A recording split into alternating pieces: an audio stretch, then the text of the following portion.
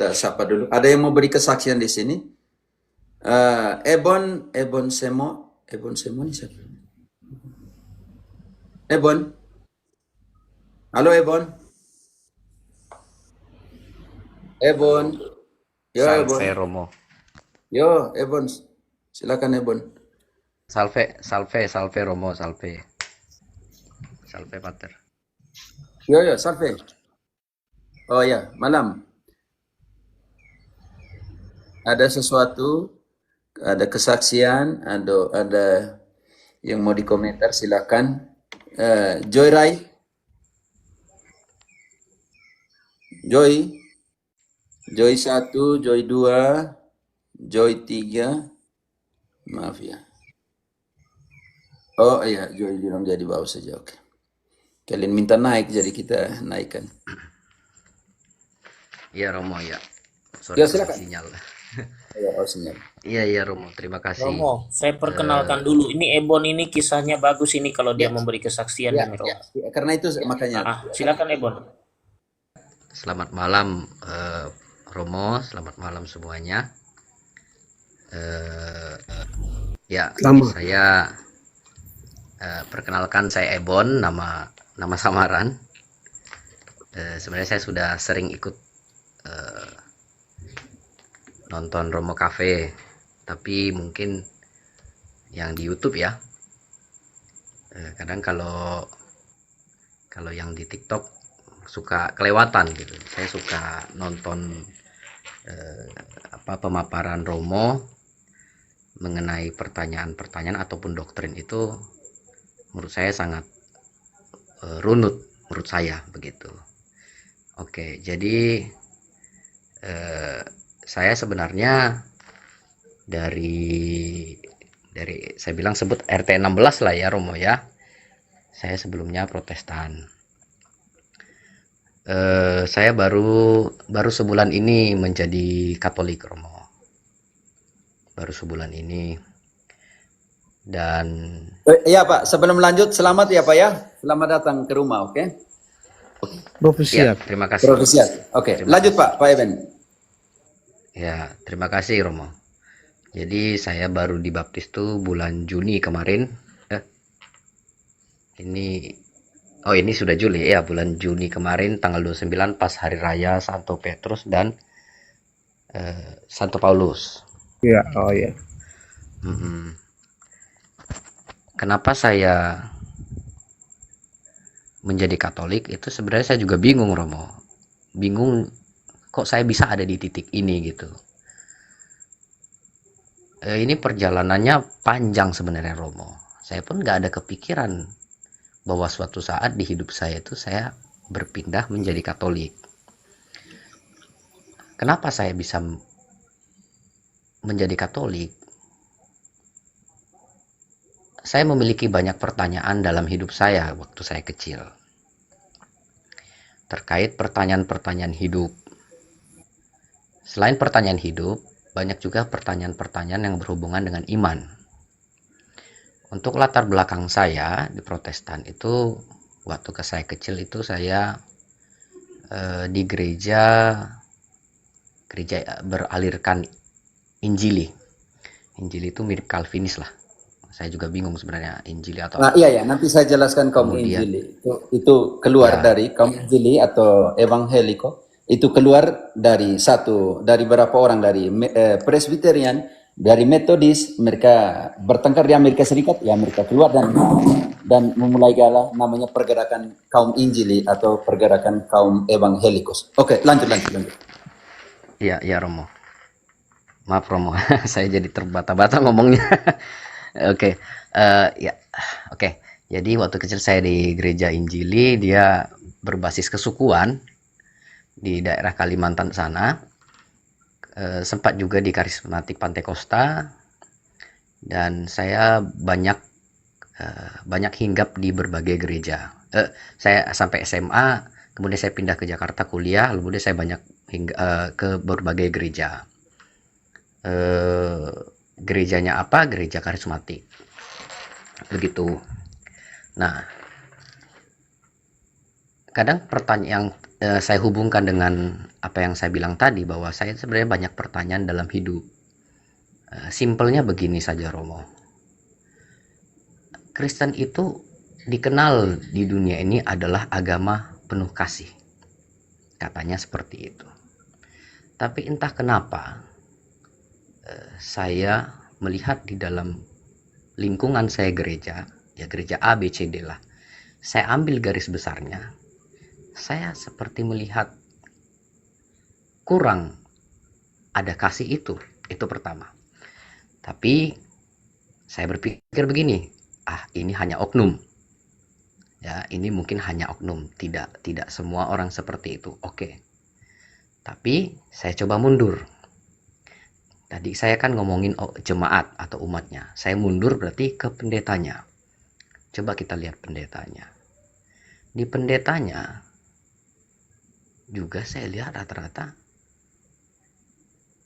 tidak menggambarkan apa itu Kristus gitu.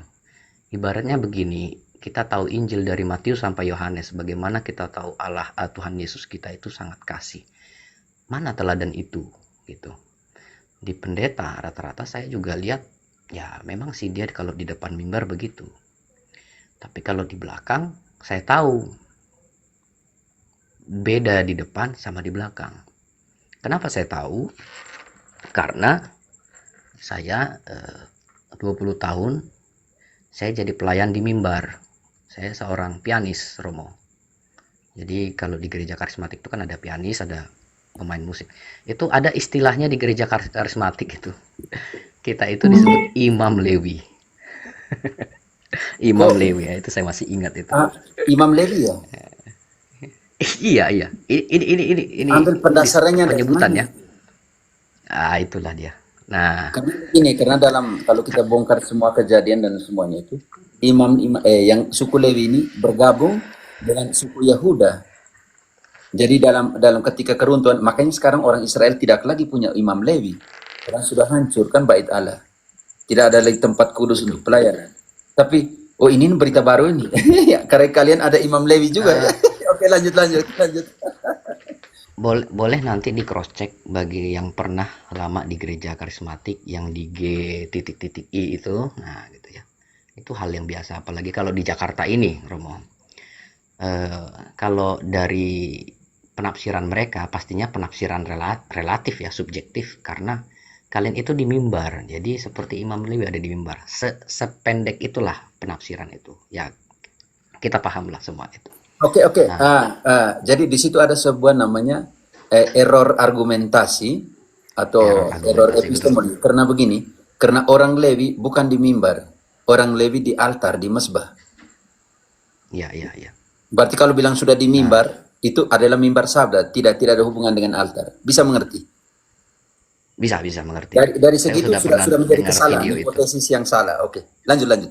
Saya hanya mau menambahkan sedikit.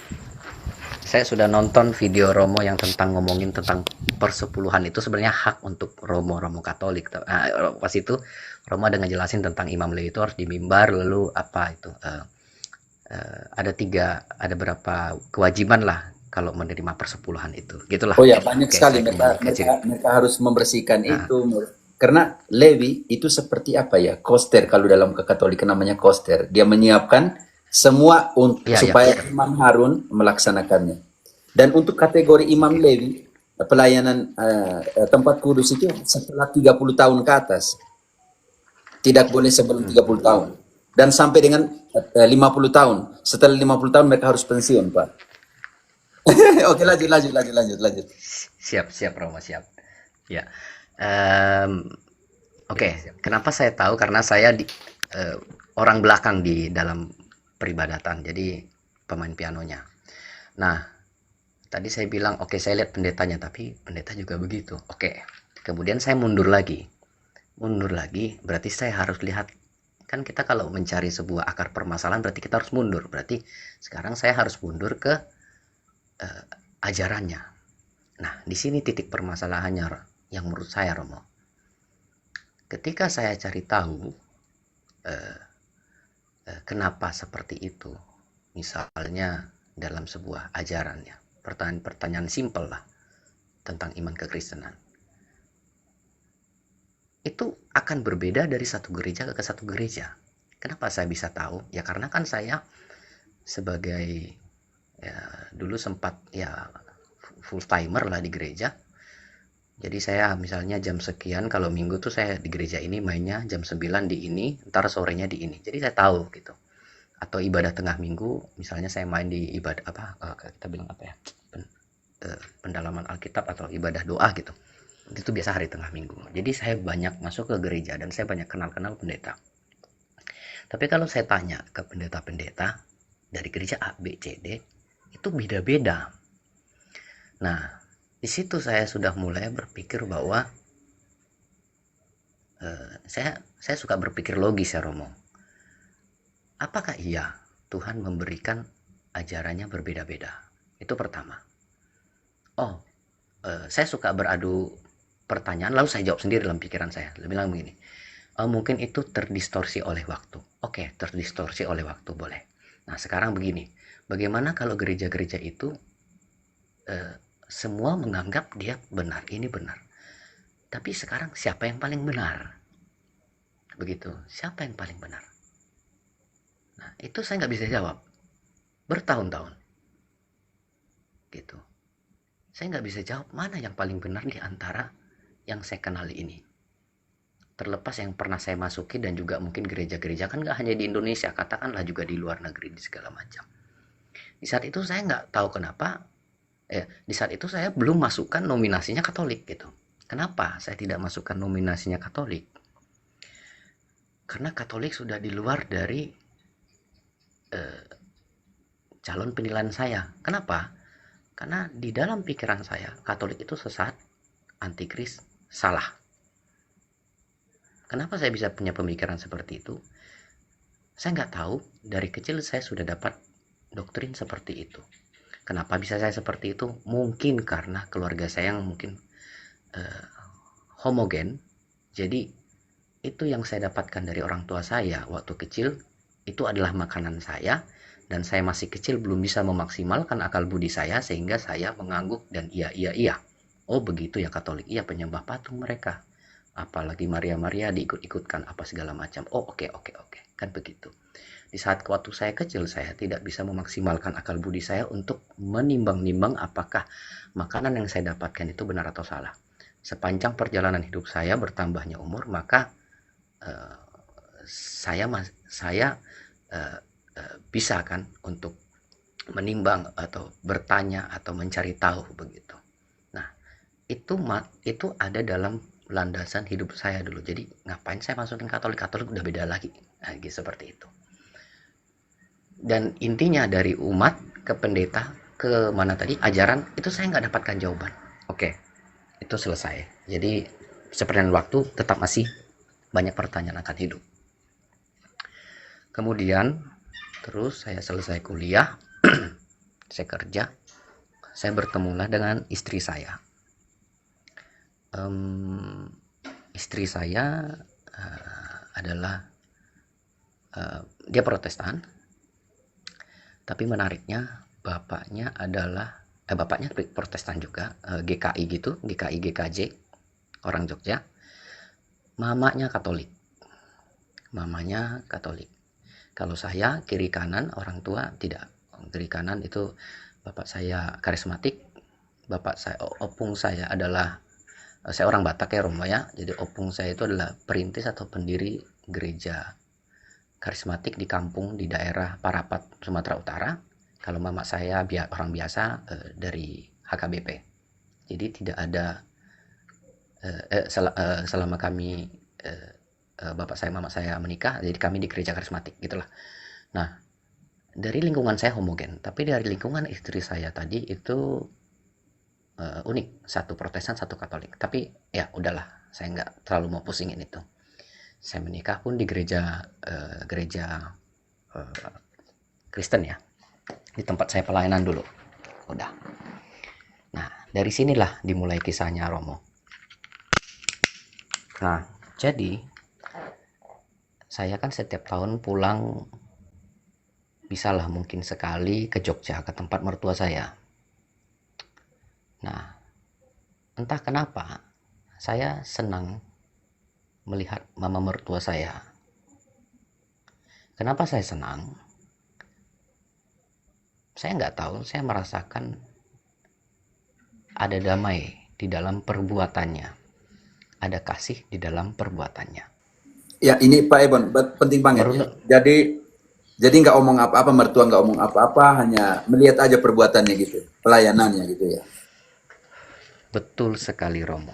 Ada Oh, damai dalam wow. perbuatannya, ada kasih di dalam perbuatannya. Kenapa saya mau garis bawahi ini? Karena cerita saya di awal, saya melihat orang-orang sekeliling saya tidak ada kasih. Kalaupun ada kasih, itu tidak kasih yang tulus. Karena saya bisa baca, setidaknya saya punya insting untuk membaca hati orang. Contohnya begini, dia pun memberikan kasih, tapi saya tahu bahwa kasih yang dia berikan itu pun ada syaratnya, ditakar-takar.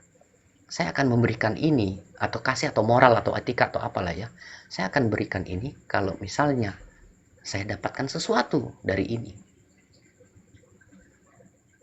Pak Ebon, Saya ini penting sekali perjalanan hidupmu baru di sini saja.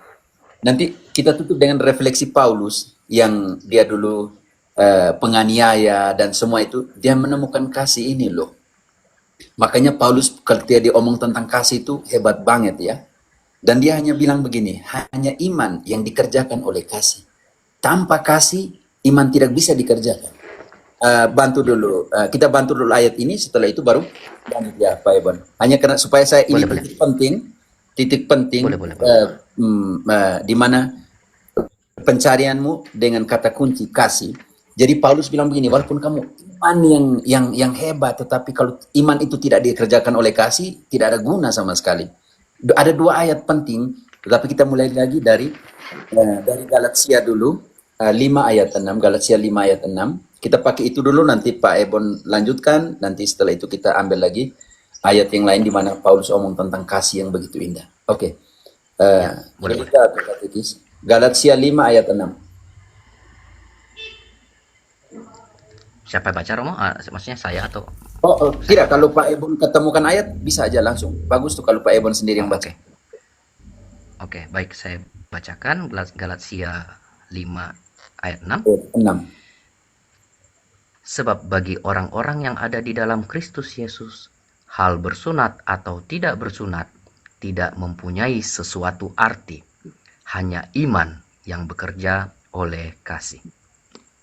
Pak Ebon, bagaimana dengan imanmu jika tidak dikerjakan oleh kasih? Betul. Bisa mengerti ayat itu? Pukulan keras loh. Sangat sangat bisa mengerti Romo, karena sebelum saya mengenal kekatolikan, saya sudah tidak percaya dengan iman saja. Tapi saya simpan itu dalam hati saya. Mhm. Nanti sebentar Bagi kita saya itu temukan timpang. ayat nanti berikut. Oke, nanti. Berarti di Oke, sini oke, katakan nggak apa-apa. bersunat atau tidak bersunat itu tidak penting lagi ya, tidak berguna lagi. Yang berguna sekarang adalah hanya iman yang dikerjakan oleh kasih. Bayangkan imanmu tanpa kasih tidak berguna, karena di sini siapa yang menjadi motor penggerak imanmu? Bukan iman yang menggerakkan kasih. Kenapa? Karena engkau baca 1 Korintus 13 ayat 13. 1 Yang menggerakkan Korintus imanmu ini, kasih ini. 1 Korintus 13:13. 1 Korintus 13:13. Demikianlah tinggal ketiga hal ini, yaitu iman, pengharapan, dan kasih. Dan yang paling besar di antaranya ialah kasih. Ayat 2-nya. Ayat kedua.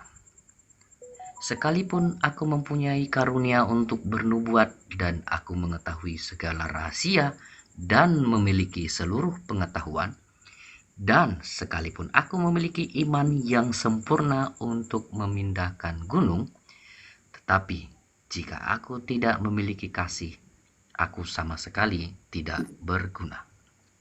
Kasih itu apa? Mulai. Nanti kita dalam definisi kasih, iman dan harapan itu adalah bagian dari definisi kasih. Mulai ayat 4, Pak. Mulai ayat 4. Kasih itu sabar, Kasih itu murah hati, ia memegahkan diri dan tidak sombong. Ia tidak melakukan yang tidak sopan dan tidak mencari keuntungan diri sendiri. Ia tidak pemarah dan tidak menyimpan kesalahan orang lain. Ia tidak bersukacita karena ketidakadilan, tetapi ia bersukacita karena kebenaran. Ia menutupi segala sesuatu, percaya segala sesuatu, mengharapkan segala sesuatu, sabar menanggung segala sesuatu. Pak, Kasih tidak berkesudahan, Pak Ebon, cukup sampai situ. Sabar menanggung segala baik, sesuatu. Kasih adalah mengharapkan segala sesuatu, percaya segala sesuatu. Artinya, definisi kasih dan definisi pengharapan dan iman tidak bisa dipisahkan dari kasih itu sendiri. Kenapa? Karena iman dan harapan itu bagian dari definisinya kasih. kasih, Itu kasih. ayat yang terakhir yang Bapak baca tadi, dibaca ulang. Ayat yang terakhir saya baca ulang. Demikianlah tinggal ketiga hal ini, Tidak, yaitu iman, sebelumnya. pengharap. Ya, Pak, sebelumnya. Oh, oh, sebelumnya. Kasih, mengharapkan Ia segala menutup. sesuatu. Ya, menutup. Oke, Oh, mulai dari situ. oke. Ya betul. Ayat 7 berarti, Ayat Romo. 7. Betul. Ia menutupi segala sesuatu, percaya segala sesuatu, mengharapkan segala sesuatu, Cukup, titik. sabar Cukup. menanggung. Konsentrasi di dua kata. Ya, Percaya dan harap. Percaya dan pengharapan segala sesuatu, mengharap segala sesuatu, percaya segala sesuatu, itu adalah bagian oh dari iya, definisinya kasih. kasih. Makanya ketika ditutup dengan Yang ayat tadi 13, percaya. nah, makanya ditutup di ayat 13, Oh, yang akhirnya yang terakhir yang tertinggal hanya 3, iman, harapan, dan kasih. Dan kasih lebih besar dari semuanya. dari semuanya.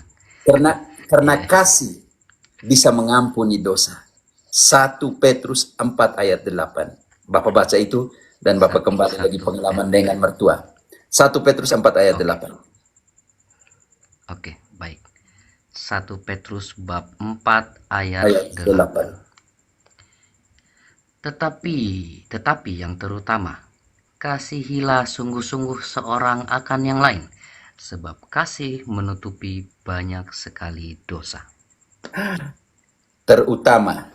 Petrus bilang, sebab yang terutama adalah kasihilah. Yesus bilang, kasihilah. Yesus bilang, Musuh, dunia akan mengenal kalian kasihilah. ketika kalian adalah muridku, ketika kalian saling mengasihi. Yesus bilang, Matius 22 ayat 40, dalam kedua hukum itu, kasih Allah dan kasih sesama seperti dirimu sendiri, terangkum seluruh hukum Taurat, 16-13 hukum, dan nubuat para nabi. Selamat datang di pencarian kasih yang sesungguhnya. Pak Ebon, lanjut dari pengalaman dengan Oke, ibu mertua ini tentang kasih itu. Lanjut. oke. Saya izin lanjut ya Romo ya. Jadi ketika saya pulang ke Jogja tadi, nah di situ saya melihat bahwa sebenarnya sebelum pulang ke Jogja ya saya sudah kenal waktu pacaran dengan istri saya bagaimana mertua saya ya. Mereka berdua baik. Yang cowok, yang bapaknya Protestan, yang mamanya Katolik. Mereka berdua baik, tapi saya agak tertegun. Saya mau fokus dulu ke mama mertua saya. Saya melihat dalam perbuatannya itu mengandung kasih dan saya merasa damai seperti itu. Nah, yang lucu Romo, saya kan termasuk orang yang dulu fanatik juga kalau dipikir-pikir. Walaupun setelah ketemu istri saya, fanatik itu agak sirna gitu. Nah, ketika saya lihat mama mertua saya dan saya lihat keluarga saya, sebenarnya mereka damai ya, mungkin tipikal rata-rata orang Jawa ya kali, saya nggak tahu sih ya, tapi emang saya ngelihat itu di dalam mama mertua saya. Oke. Nah, jadi ini kisahnya seperti ini Romo. Namanya kita pulang kampung, ya mungkin seminggu 2 minggu lah ya, biasalah setahun sekali begitu. Jadi ada momen tuh saya tuh ya namanya kalau kita tidur kan kadang suka terbangun mungkin jam 4 gitu ya, jam 5 ya Romo ya, untuk ke toilet ya, buang air kecil. Keluar keluar kamar kita kan, buka pintu udah ketemu ruang tamu. Saya selalu lihat di subuh-subuh itu mama mertua saya berdoa rosario dan novena jam 4.05 subuh. Ya kan pasti saya lewat dong karena mau ke WC. Nah, setelah saya lihat itu, saya berngomong sama dalam hati saya begini, ya memang harusnya orang Kristen itu berdoa seperti itu. Tapi saya melihat di mertua saya mikir juga gini, pantaslah dia seperti itu ya, dia rajin berdoa.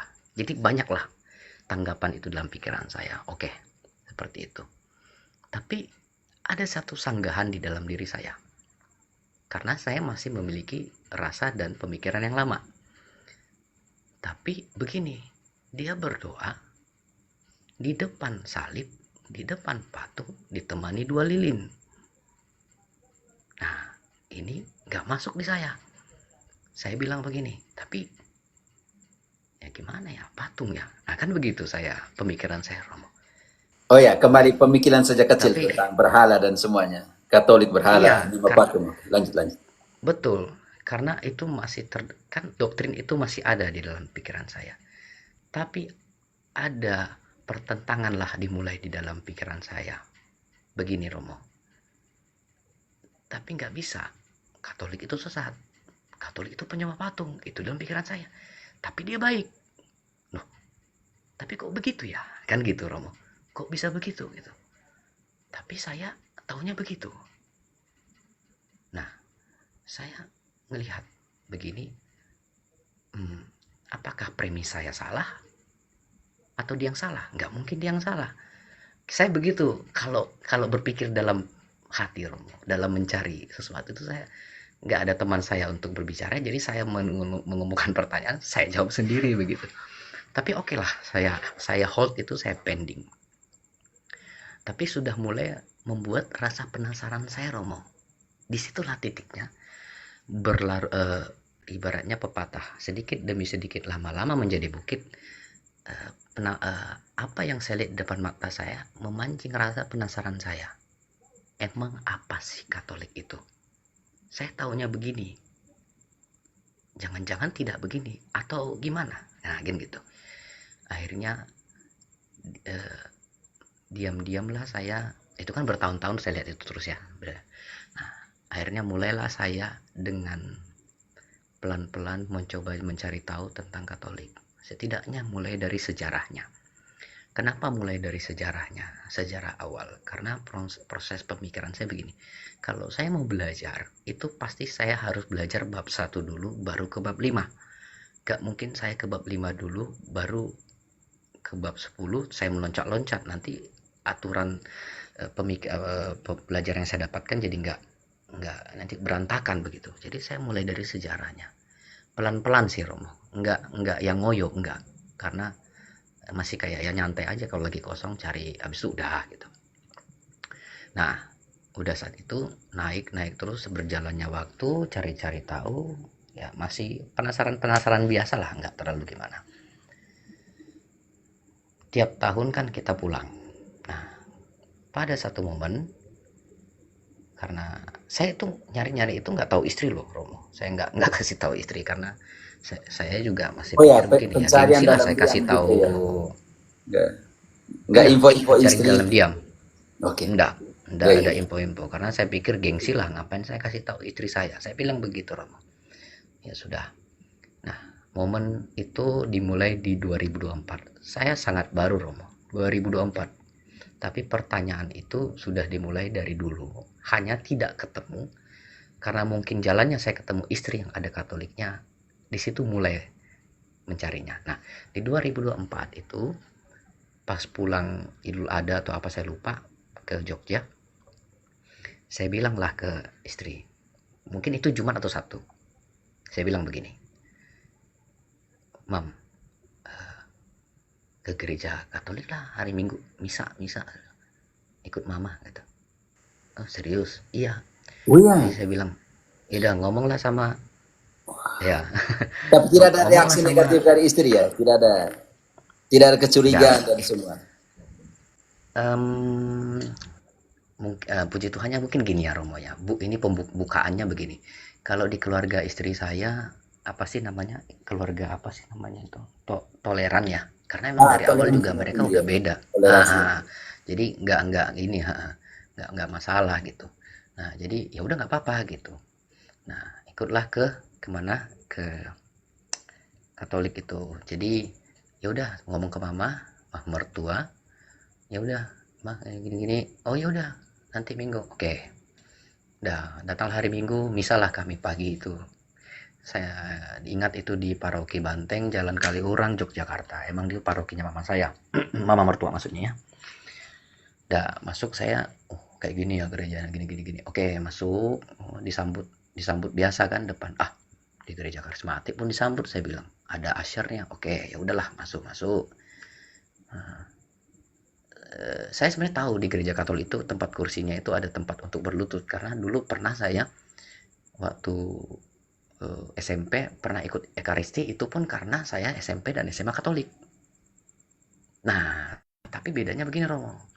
Walaupun saya sudah bersinggungan dengan Katolik SMP SMA, tapi saya selama 6 tahun sekolah itu, saya sangat, di dalam pikiran saya benci semua suster-suster kepala sekolah itu. Kepala sekolah, guru, yang penting berbau Katolik saya benci. Makanya saya pernah ingat itu 2010 itu saya 2008 2007, nggak tahu lagi ada mis apa, mungkin perayaan tahun ajaran baru gitu ya, jadi ke gereja itu gitu, pernah ikut ekaristi. Tapi saya ingat sekali, saya di situ hati saya mengutuk, apa ini patung-patung, apa ini madah bakti. Waktu itu madah bakti ya, saya ingat itu madah, apa madah bakti, mana kitabnya, saya bilang begitu Romo. Ini patung-patung, sudahlah saya mengutuk itu sepanjang ekaristi. Oh, ternyata pada waktu Aduh itu ingat itu, pengajian ya. iya tapi ya ikut aja, oh dia berlutut berlutut, maksudnya saya dengan kesombongan saya gitu ya. Tapi saya masih maklum lah, karena waktu itu saya kan masih SMP SMA, dan saya maklumnya karena saya dapatkan makanan itu gitu loh. Nah oke, sekarang saya maju lagi ke mana tadi, misa di Jogja. Misa di oke, masuk masuk, oke. Nah ikuti, saya nggak paham, oh ini nyanyi bacaan diri duduk, oke, lalu terpujilah Kristus, oke ikut, dimuliakan gini, salib kecil, ikut ikut aja Romo, ikut ikut. Saya bilang ke istri, ini kapan khotbahnya, saya bilang. Istri saya pun tidak tahu kan, walaupun banyak Katolik tidak tahu, dia pun tidak tahu ada tulisan homili, oh ini kali khotbahnya, oke tunggu. Tahu-tahu udah amin, dah cepat amat 7 menit, saya bilang. Oke ikut terus sampai Iya, ekaristi, korbannya cepat amat ya. saya masih cepat amat begitu, cepat Kalau di amat sebelah begitu. kan panjang kan? Di sebelah kan panjang. Waduh, kalau di tempat saya Romo sebelum saya ke sini, eh, khotbah itu kan harusnya 30, sampai ada timer di dekat soundman itu, Oh ya, 30, kadang itu lewat terus bisa 45 menit 50 menit 1 jam gitu. Hmm, tapi kalau kita ngomong ke pendetanya nanti, dimarahin. wah ini firman Tuhan, jangan melarang-larang firman Tuhan. Oh siap siap, ini yang kayak gini-gini nggak masuk kepala saya gitu. Nah, kayak gitu-gitu Oke, sudahlah. lanjut, lanjut, Nah lanjut. jadi, Homili 7 menit. nah Amin. Oke, lanjut. ekaris, Aku percaya. lalu ya, ya kalau sekarang saya udah hafal, kalau dulu kan saya nggak hafal Romo. Iya. Aku Pak Ibon, percaya jadi ya. Pak Ibon nanti baca kisahnya Scott Ham kan begitu. Dia kan Ekaristi membuat dia kembali. Oke, ini Ekaristi kok biblis banget. Oke, lanjut, lanjut dulu. Jangan setelah homili lalu. Saya sudah beli bukunya Romo, Sweet from Home, ada di dalam buku Scott Hahn. Oke. Tapi saya belum baca habis Romo, nanti saya mau baca lagi. Nah ikut-ikutlah, saya juga nggak hafal.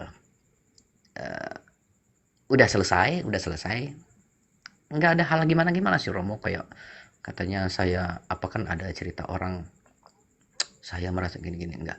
Tapi penasaran saya mulai naik, yang di dalam pikiran saya selama saya mengikuti misa itu, saya rangkumkan yang pertama, oh disiplin ya, ada perarakan, ada begini-begini, kayaknya tertata ya. Oke, tapi sebentar, saya di Injili juga tertata kok waktu itu, waktu kecil. di gereja saya nggak perlu sebut mereknya, gereja Injili kesukuan itu tertata ada ininya, tapi memang tidak sekompleks ini. Nah, lalu yang saya juga bingung itu adalah itu sih, ketika Romo ngangkat hosti itu saya bingung.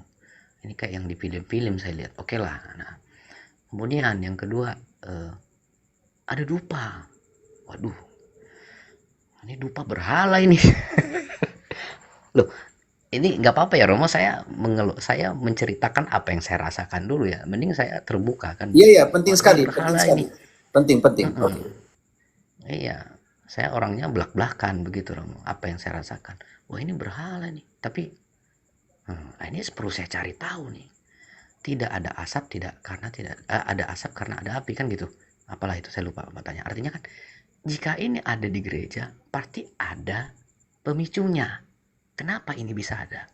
Nih, gue tertarik nih, pengen mencari tahu ini nih, kan gitu.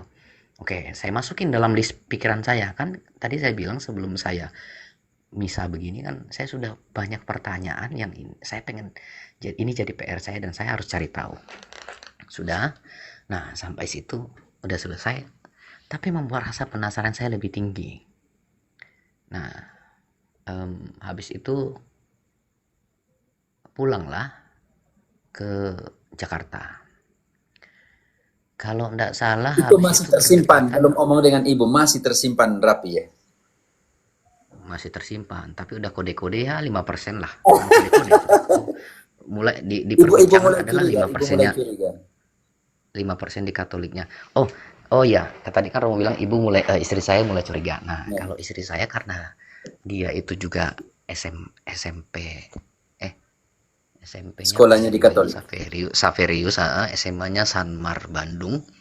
Jadi dia nggak yang apa gitu. Tapi memang nah saya ingat nih masih pacaran dan pernikahan awal-awal, ada hitungan 2 kali 3 kali pengen ke katedral, pengen berdoa, ya berdoalah gitu. Saya nemanin aja, saya sih nggak berdoa gitu.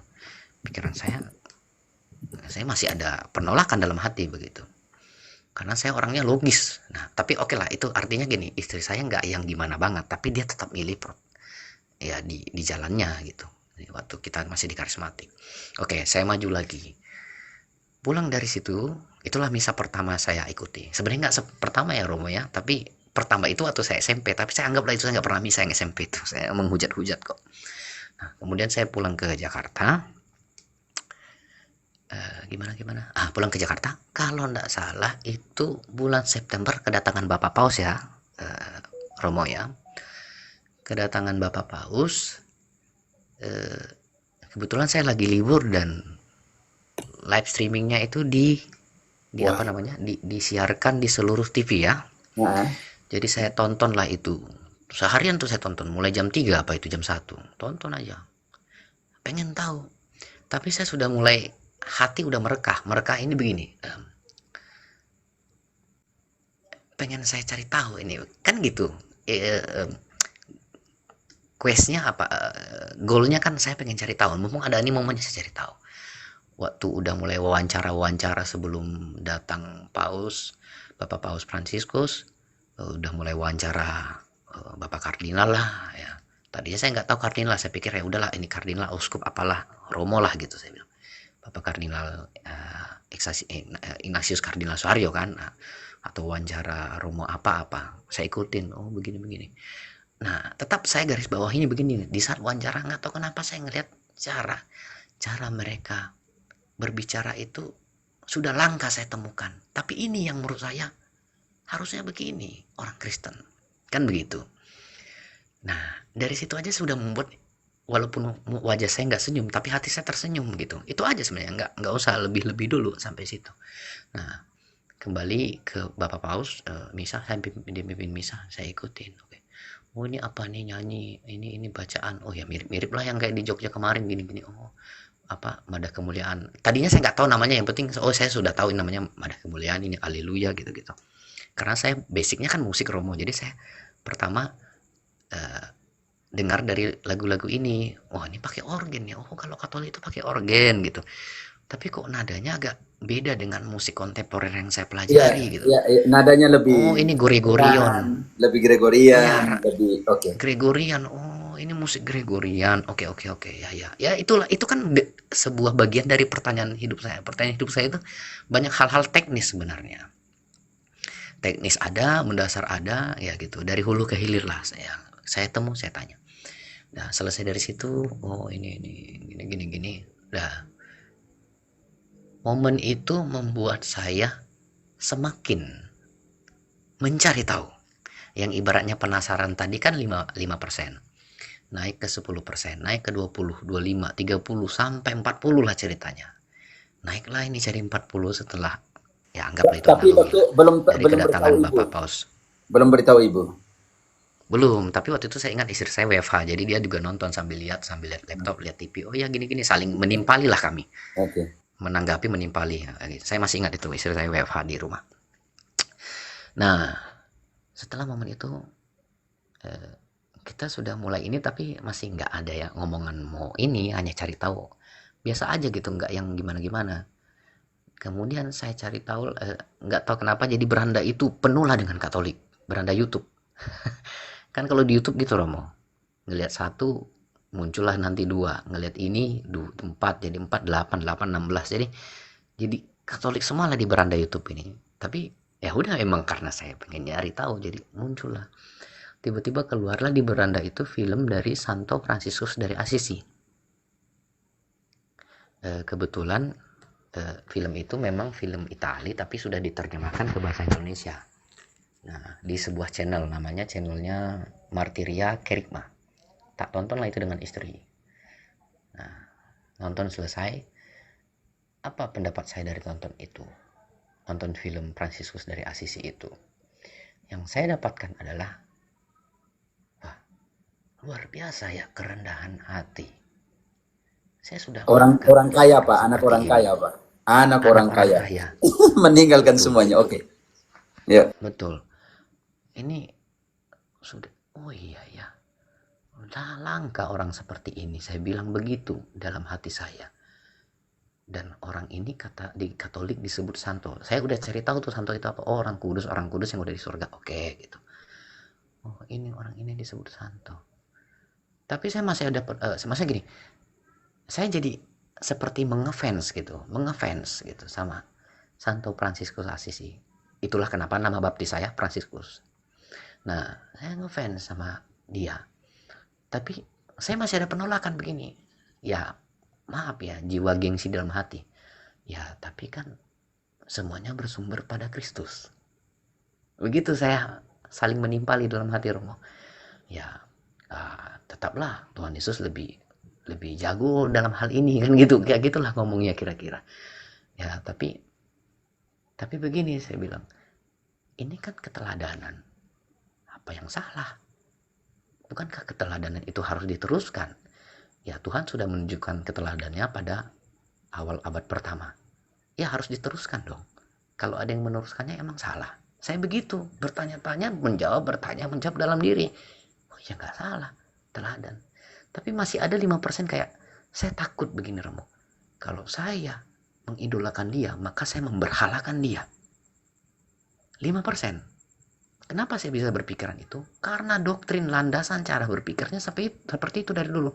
Tapi lambat laun memang semakin ini saya semakin belajar, semakin diubah cara berfilsafatnya, cara berpikirnya. Oh begini ya, makanya saya senang banget dengan filsafat. Nah setelah itu oke, berlanjut terus sampai nonton ada film di Netflix atau di mana itu, The Pope Exorcist, kisah nyata dari Pater Gabriel Amort mengenai eksorsisme. Itu Ya, benar-benar dia ada pengakuan eksorsis dosa. yang ternama dalam gereja, Gabriel. Nah, Oke, lanjut. betul, betul. Eh, itu menurut saya aduh, ini saya suka berpikir liar ya. Mungkin pikiran liar ini yang membentuk saya gitu. Nah, pikiran saya begini. Kalau memang Protestan benar, berarti Katolik salah, kan gitu. Jadi bagaimana eksorsisme ini? Mereka paling drama di situ. Nanti setannya begini-begini, nanti dikeluar lagi. Sampai begitu saya pernah berpikiran seperti itu. Saya pernah. Kenapa saya harus malu mengakui diri saya yang dulu? Itulah ketika sebuah cara berpikir itu sudah rusak. Bukan apa yang dipikirkan lagi, ini cara berpikir yang sudah rusak. Ibaratnya sudah negatif thinkingnya luar biasa. Itulah saya.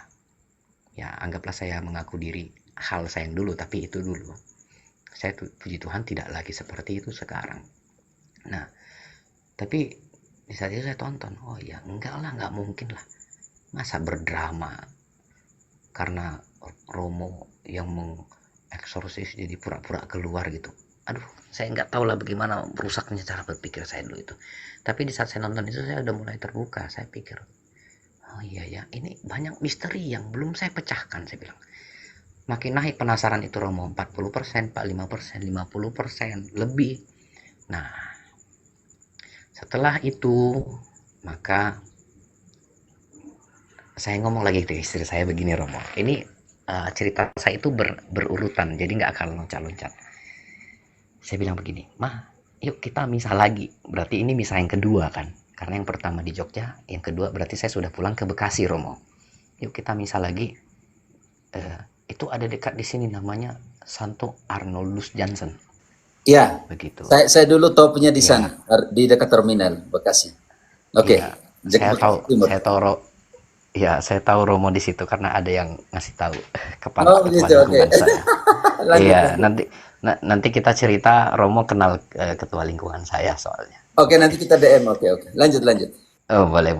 Oke, nah setelah itu sampai mana tadi? Nah di situ Arnoldus Jansen ikut misa. Arnoldus, Kamisa gue. Ya, Arnoldus misa sore itu jam 5. Ya mungkin karena 5 menit sudah memulai, jadi kami tidak dapat kursi yang ada tempat berlutut, jadi yang di belakang lah gitu kan. Oh itu penuh Pak ya. Itu misa sore aja sudah begitu. Atau kalau misa Ya, pagi, paroki wah. itu paling rame di dekanat Bekasi itu Arnoldus. Nah, jadi misa. Nah, di situ saya sudah mulai merasakan begini, Romo. Saya disitulah merasakan terharu ngikut misa. Di situ saya merasakan terharu mengikuti misa. Terharu ini tidak menangis yang terseduh-seduh, enggak. Apa sih terharu itu? Adalah kayak mulai bercak-bercak keluar air mata, kayak merasakan. Iya. Inikah? Ini pertanyaannya begini. Sebenarnya bukan Inikah tinggal bukan kepada terharu, bahagia, tetapi bahagia kan bisa diungkapkan bahagia? dengan air mata. Kadang orang bilang orang tidak mengungkapkan bahagia dengan air mata. Tidak. Salah satu ungkapan bahagia itu, contohnya ibu-ibu ya, kalau anaknya nikah menangis, bahagia sebenarnya kan, bukan Iya, anak-anaknya kalau ini apa ya, lulus wisuda menangis, itu juga ungkapan bahagia sebenarnya, karena kita lebih kepada kata menangis artinya sedih begitu, oke, atau terharu. betul. Ya, berarti saya perlengkapi terharu bahagia gitulah ya Romo ya. Nah, kenapa saya merasakan itu? Ya, saya nggak tahu. Ini soal rasa, bukan lagi soal logika kan gitu. Saya merasakan ini damai. Hati saya damai dan sepertinya inikah jalan hidup saya bilang begitu. Masa saya harus membohongi diri saya begitu? Apakah ini jalan hidup saya bilang begitu. Tapi di sini enak. Bukan hanya di paroki itu, artinya apa ya? Oh, misa ini seperti ini gitu. Benar-benar bagaimana umat Katolik itu memperlakukan sakral di misa. Kalau misalnya nanti dibandingkan di tempat saya, jangan ditanya, kan gitu. Nah, saya tahu bagaimana. Nah, jadi setelah dari situ udah pulang misa, saya dengan istri sempat ke pasar dulu. Kan Romo tahu dekat situ ada pasar tuh, Romo. Di Pasar baru. Ramayana, Iya. dulu Ramayana di belakang sana. Iya. Terminal ke Iya, sana. pasar baru belanja. Di rumah sakit Betul, apa ya? belanja. Rumah sakit, di belakang rumah sakit. Bela. Bella, oke. Sempat sering di situ sama Ibu Petrus, bantu dia belanja di sana dulu. Saya ngomong 2005, Pak. Oke, lanjut. Siap. Nggak apa-apa Romo, siap. Nah, habis dari belanja itu, saya belanja, istri saya di mobil. Saya masuk ke mobil, keluar belanja. Saya bilang begini sama istri saya. Ini yang saya bilang, Romo. Mam, kita katekumen yuk. Saya bilang begitu sama istri saya. Istri saya,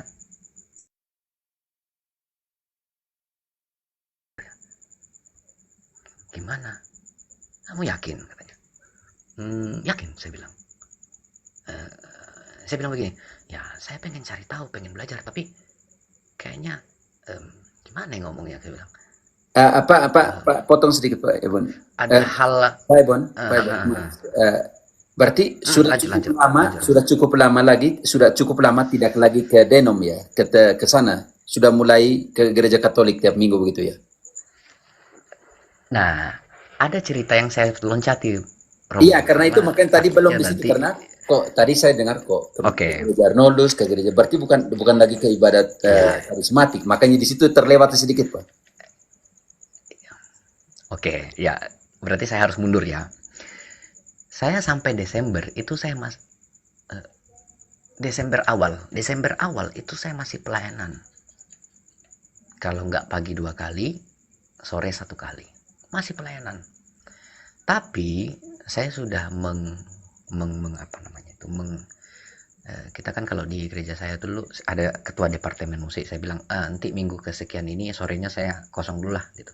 Saya ada acara, saya bilang begitu, Romo. Nah itu saya sudah atur semua.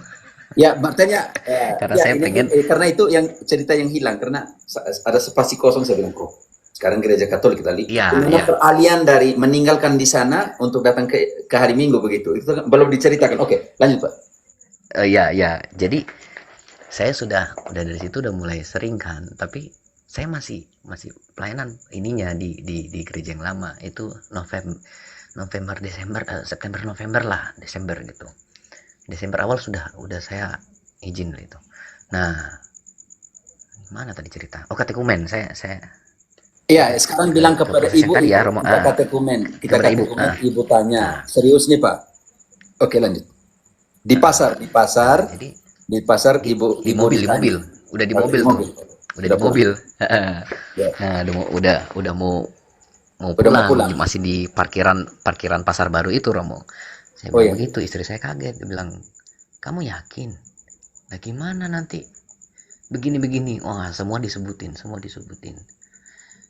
Bagaimana orang tuamu, bagaimana pelayananmu, bagaimana begini, lalu saya nggak bisa jawab. Ada yang bisa saya jawab, ada yang nggak bisa saya jawab, ada yang bisa saya jawab, ada yang nggak bisa saya jawab.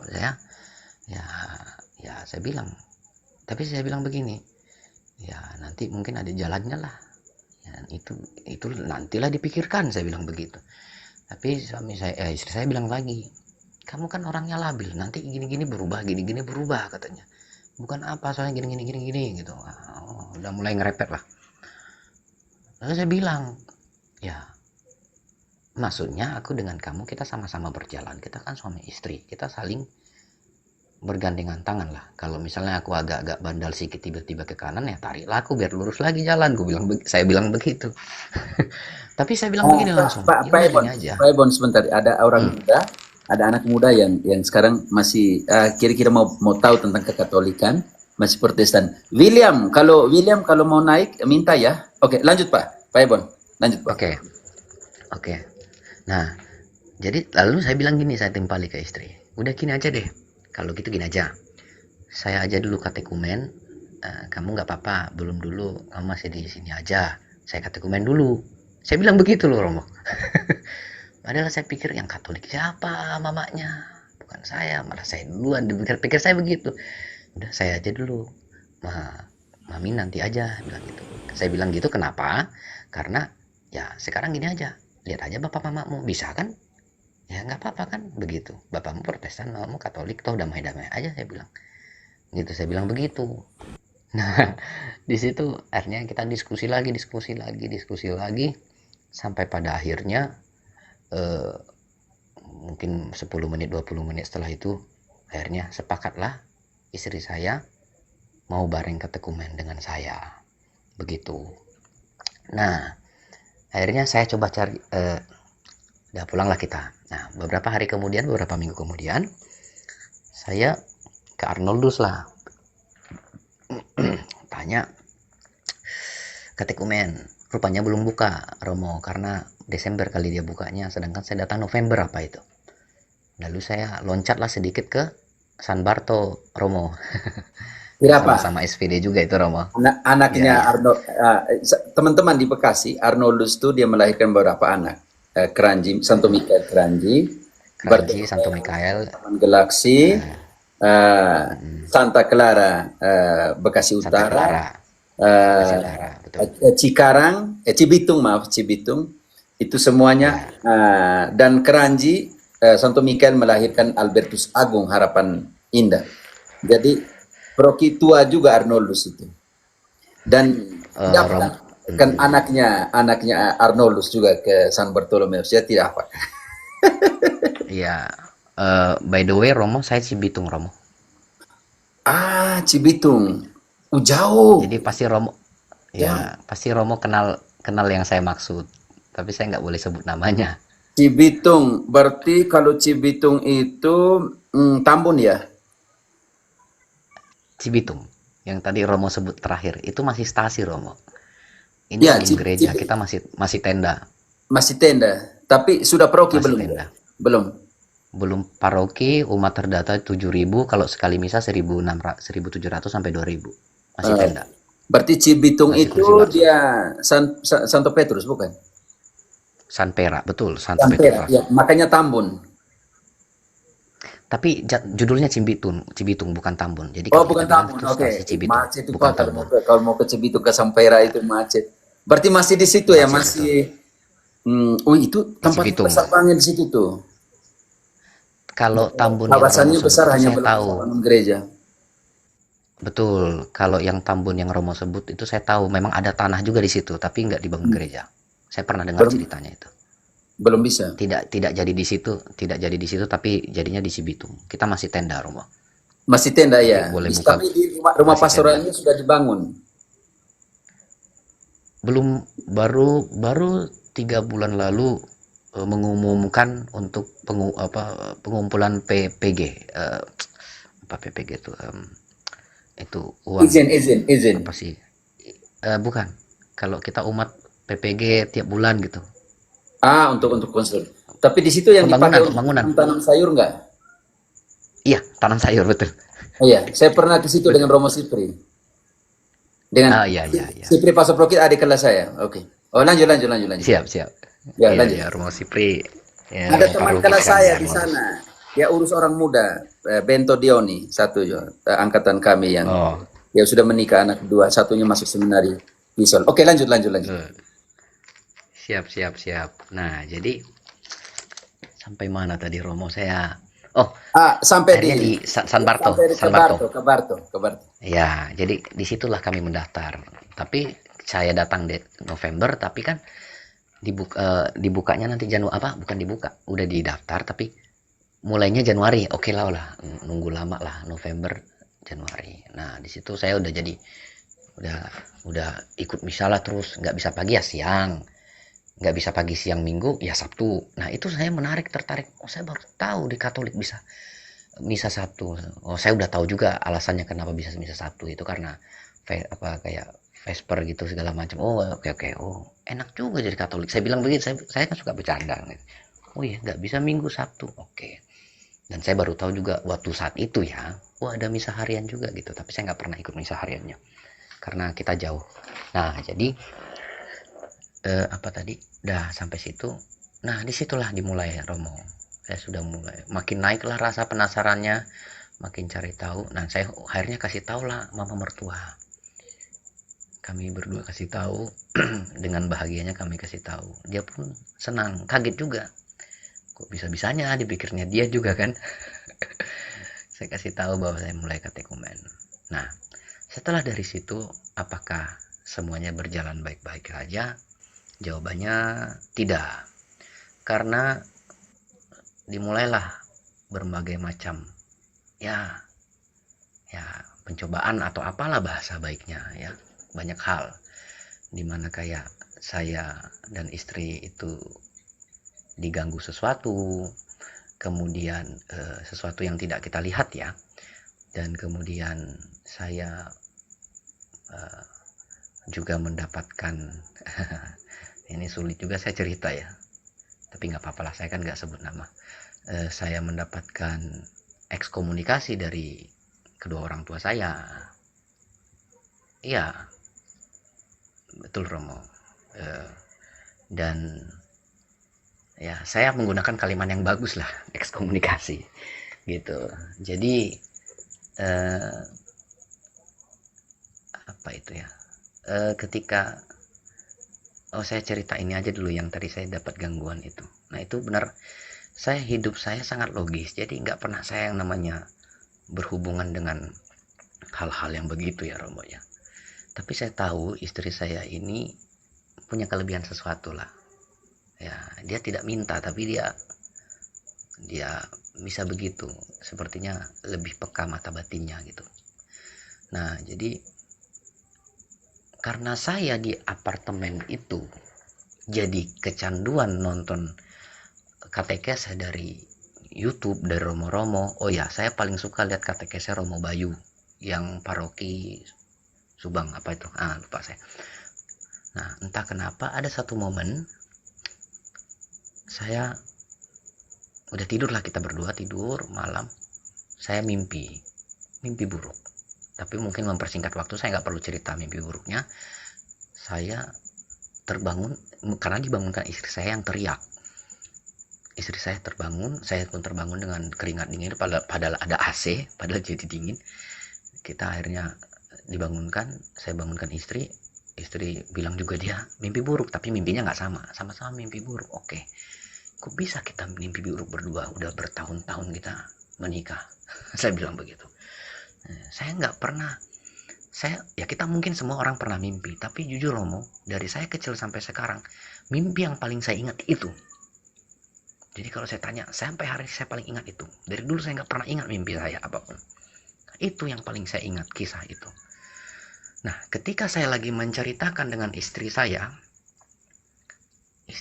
ini yang peka akan hal itu, memang dia tahu di dalam lorong apartemen kami ini, dia pernah bilang memang di lorong, tapi yang agak jauh sana itu nggak jelas, itu suka ngintip-ngintip itu, kata dia lah. Ya sudahlah, nggak usah dipusingin, saya bilang begitu. Nah entah kenapa tiba-tiba istri saya yang peka dengan hal itu, padahal kita di kamar itu kecil. Lalu tiba-tiba pas lagi ngobrol, istri saya ngomong begini, papi kayaknya di belakang deh, ini ada di belakang, ini rasanya nggak enak. Telepon mama. Akhirnya langsung aku cepat-cepat telepon mama mertua, cepat telepon jam 3 subuh itu Romo, telepon ceritakan cepat kenapa masalahnya. Akhirnya minta doa. Akhirnya mama mertua yang Katolik tadi ya Romo, yang rajin berdoa, yang rajin devosi, rajin novena, rajin rosario itu mendoakan kami. Biasalah doa spontan, lalu Bapak kami, kemudian 3 kali salam Maria. Pak Ebon, karena sentuh iman mama, itu Paulus omong tentang Timoteus. Engkau bantu dulu, 2 Timoteus 1 ayat 5-7. Ini penting sekali. 2 Timoteus 1 ayat 5-7. Dari manakah imannya Rasul Timoteus? Dari manakah imannya Uskup Timoteus? Kita lihat di sini. Karena itu 2 Timoteus 1 ayat 5-7. Oke, baik, saya bacakan 2 Timotius bab 1 ayat 5-7. Sebab aku teringat akan imanmu yang tulus ikhlas, yaitu iman yang pertama-tama hidup di dalam nenekmu Louis dan di dalam ibumu Yunike, dan yang aku yakin hidup juga di dalam dirimu. Karena itulah aku peringatkan engkau untuk mengobarkan karunia Allah yang ada padamu oleh penumpangan tanganku atasmu. Sebab Allah memberikan kepada kita bukan roh ketakutan, melainkan roh yang membangkitkan kekuatan, kasih, dan ketertiban. Karena ketika isi bilang kita telepon mama, Paulus sudah omong itu kepada Timoteus. Iman yang kau miliki sudah tertanam dari dulu, sejak zaman nenekmu, ibumu, yang sekarang saya yakin iman yang sama yang mereka punya ada di dalam dirimu. Makanya saya bilang, kenapa telepon ibu ya? Oke, lanjut. Ya. Karena Udah, ingat tadi udah awal saya mulai dari melihat mertua kan, ibu juga. Lalu sekarang ketika ada masalah seperti ini, telepon ibu lagi. Saya bilang, oh kayak seperti imannya Timoteus ya. Oke, lanjut. siap. 2 Timotius berapa tadi, Romo? 2 Ah, Timotius 2 1. Timoteus 1 ayat 5 dan 6. Ya, Mau sampai 7 di, juga, Pak. Ayat 5 yang konsentrasi. Oke, ya, silakan. iya, ya. Nggak apa-apa, saya biasa sambil nyatat soalnya. Oke. Nah, telepon kan. Nah, akhirnya didoakan. Udah cerita, kemudian didoakan. Ya, doakan, lalu doa spontan biasa, kemudian ditutup. Ya kan, kalau di Katolik terbiasa ditutup dengan doa Bapa Kami, lalu 3 kali Salam Maria, lalu doa malaikat Mikael. Karena ceritanya kan ada sesuatu yang seperti mengganggu istri saya. Kalau saya nggak ngerasa apa-apa, Romo. Enggak. Tapi kan istri saya aja, maka saya harus bantu dong. Nah, nah ketika di Nah, ini dia kejadian yang anehnya. Ketika di Salam Maria yang ketiga menuju ke mana namanya? Ke doa malaikat Mikael itu. Istri saya mual-mual di situ. Pas di situ dia mual-mual. Karena dia merasa memang di belakangnya itu nggak tahu sesuatu itu masuk ke kamar saya gitu. Nah, ini cerita berjudulnya setelah saya mulai pendaftaran itu.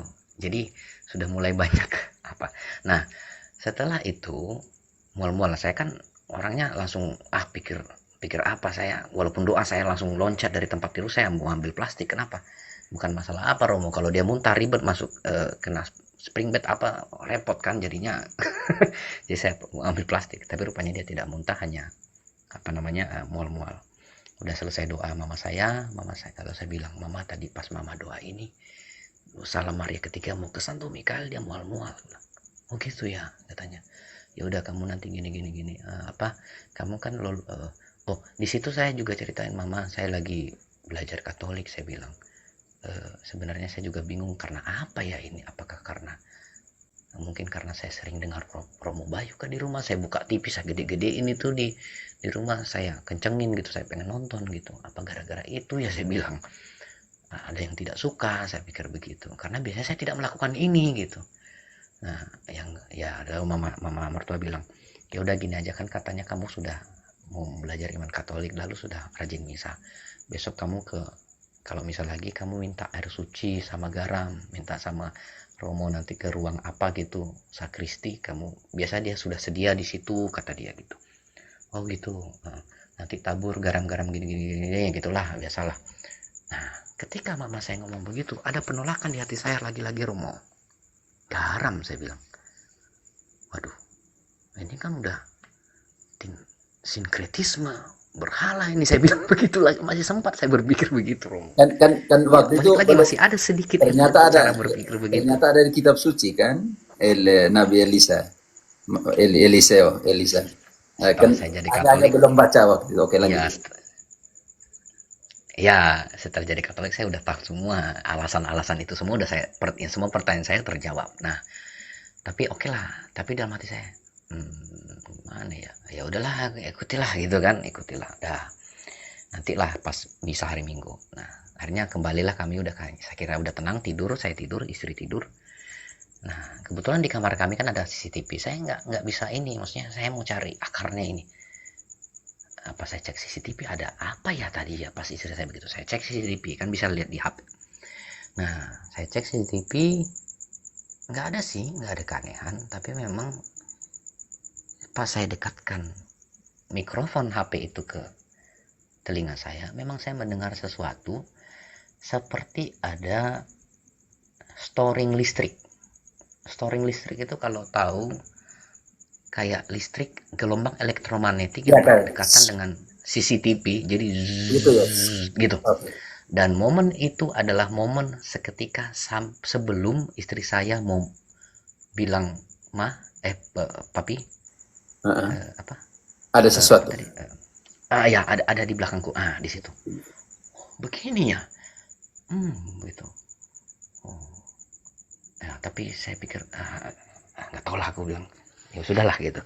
Nah, udah akhirnya pas misa berikutnya saya ambil air suci, garam, tabur ikuti aja doanya, begini mama gini ikuti. Oke udah selesai. Nah, udah selesai. Nah, selanjutnya Kisah itu selesai, itu kan kisah pertama. Nah, kisah kedua saya bilang ekskomunikasi.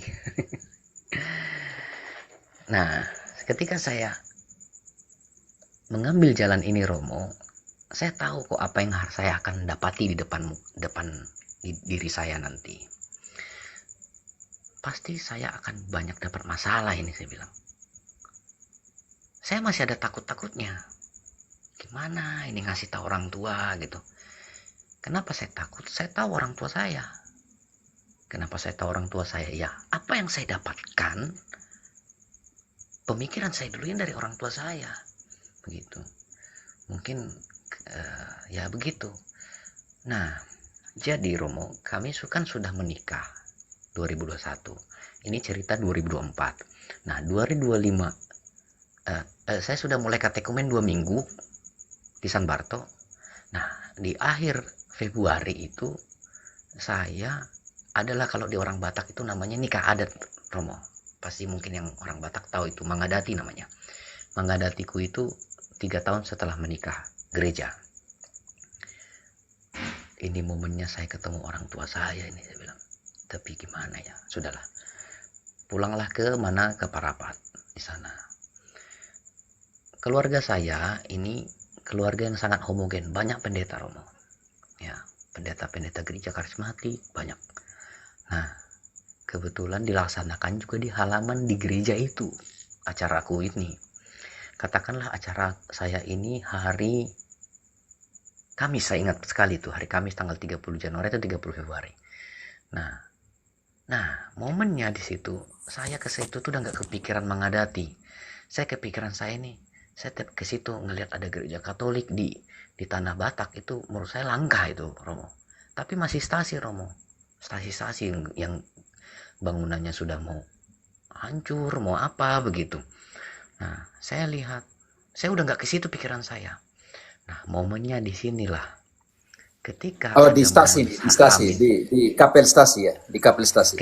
Enggak, ketika jalan-jalan di sekitaran itu, kita sudah ke Parapat, ngeliat di dekat situ kan banyak, oh ini gereja Katolik gereja. Jadi kecintaan saya itu udah ada di dalam, tapi diam-diam begitu dengan istri. Jadi kalau di jalan, diangkut di mobil besar itu, wah, ini gereja Katolik nih, kayak gini, kayak gitu, bisik-bisik aja ke istri. Oke. Gimana sih, kayak seorang anak baru ketemu PlayStation, kayak begitulah kira-kira. Oh Tapi ya, kerinduan, hanya kerinduan. kami berdua lah yang Kita tahu itu. Oke. Kerinduan. Lanjut. Nah, setelah itu momennya itu H-1 sebelum saya mengadati, orang tua saya bilang begini, biar kalian gak stres, jalan-jalan lah dulu kalian ke Samosir, ya kan. Nah, perlu diketahui Samosir ini kan termasuk banyak Batak Katolik. Iya, ya, dari semua Nah, Batak yang Samosir ini yang mayoritas. betul. Nah, itu kan cocok di situ kan. Nah, ke Samosir, tapi dari Parapat kami nyebrang ke Tomok. Nah, lalu melingkarlah ke utara. Rupanya mainlah di situ. Nah, mau lingkar ke utara, sampailah di penyeberangan kedua. Pas tepat penyeberangan kedua ini, di depan sebuah gereja Katolik yang namanya adalah Santo Mikael Pangururan. Pasti yang asli Batak tahu itu gereja yang mana. Itu sangat indah sekali dengan motif Batak. Saya bilang ke istri, saya lupa, ini ceritanya saya kelewat. Jadi ketika jalan dari Tomok ke penyeberangan kedua, di mana yang notabene di depan Panguran itu, saya ngobrol-ngobrol dengan abang muda saya, om saya, paman saya, yang pendeta di situ, yang gerejanya akan dijadikan tempat, halamannya akan dijadikan tempat saya mengadati. Kan kalau orang Batak tenda udah gitu ya kan, jadi. Nah, di perjalanan dia tahu saya itu di gereja salah satu GBI di Bekasi ini, yang pendetanya juga temannya dia waktu dia STT.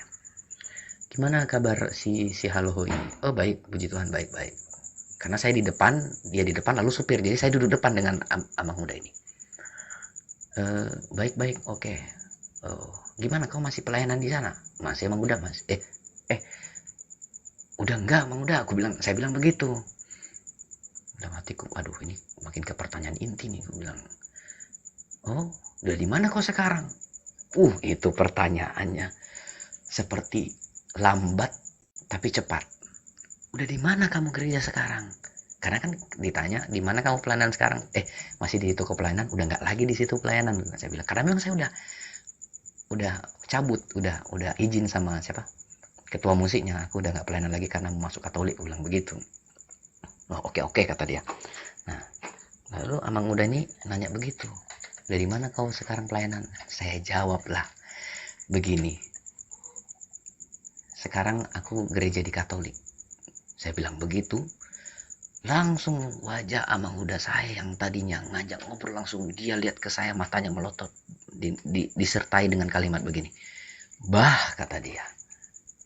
Setelah momen itu, saya tidak diomongi lagi.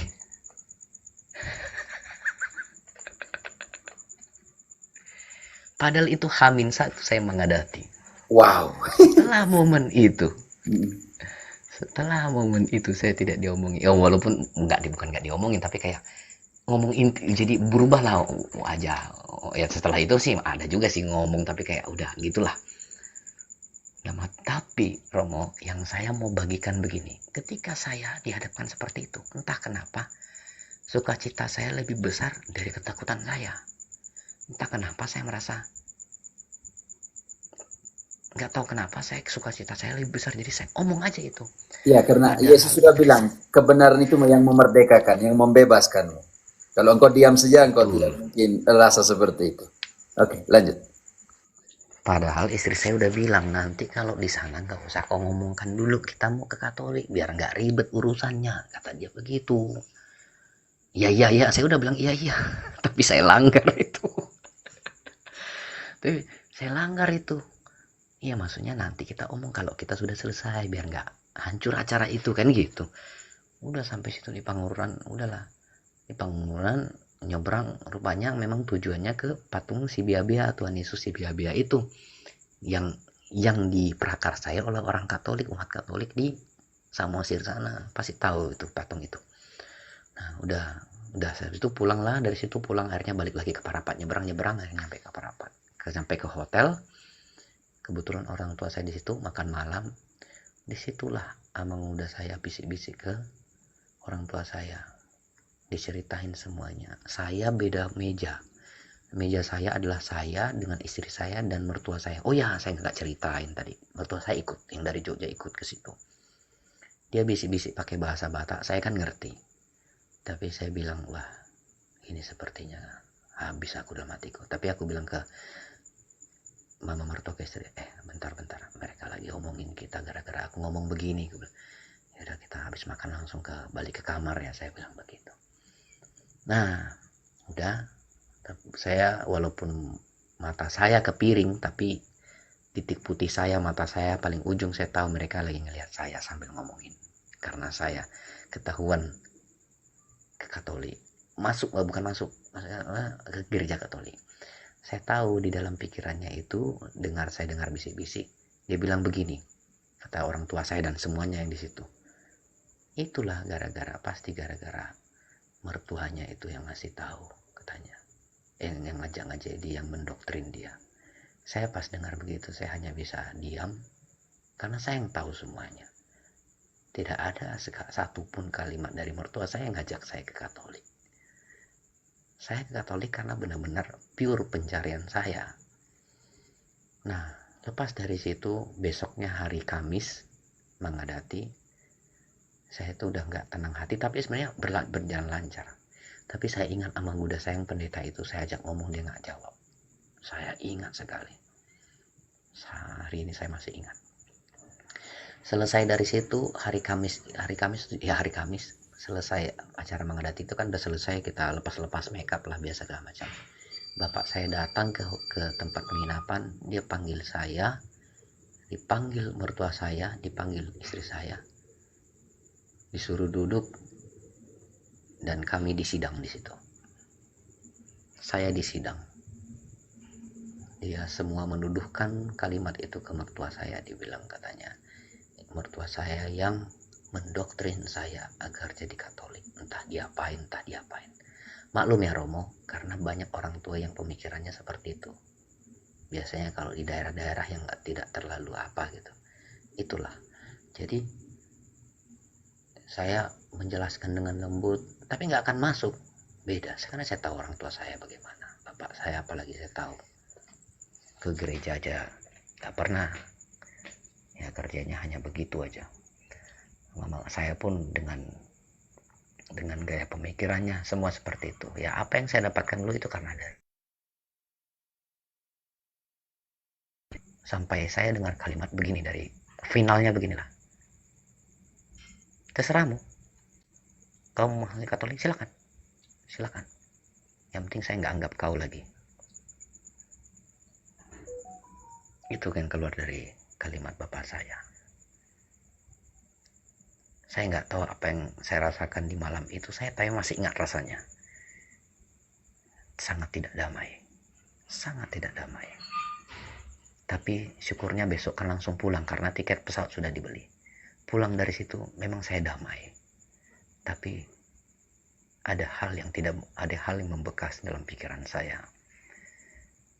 Sampai hari ini saya tidak chat-chatan dengan bapak saya. Terakhir chat saya di WhatsApp dengan bapak saya adalah bulan Januari. Sampai hari ini tidak ada. Kalau untuk mama saya masih ada chat-chat. Waktu di awal memang dia menyesalkan begini-begini. Kalimatnya sama, kau karena apa dia? Mertuamu gini-gini, entah apa kau digini-giniin. Wah, semualah segala bentuk framing stereotip dan negative thinking itu. Nah, tapi saya mengkatekes sebalik ke ibu saya dengan pengetahuan yang saya sudah dan juga mandiri saya dapatkan di YouTube. Nggak mempan, nggak ngerti. Katolik nyembuh patung, saya kasih tahu begini. Saya kasih tahu gini, saya kasih tidak mempan. Saya ceritakan ke katekis saya, ada katekis saya yang di San Barto yang menurut saya dekat dengan dia.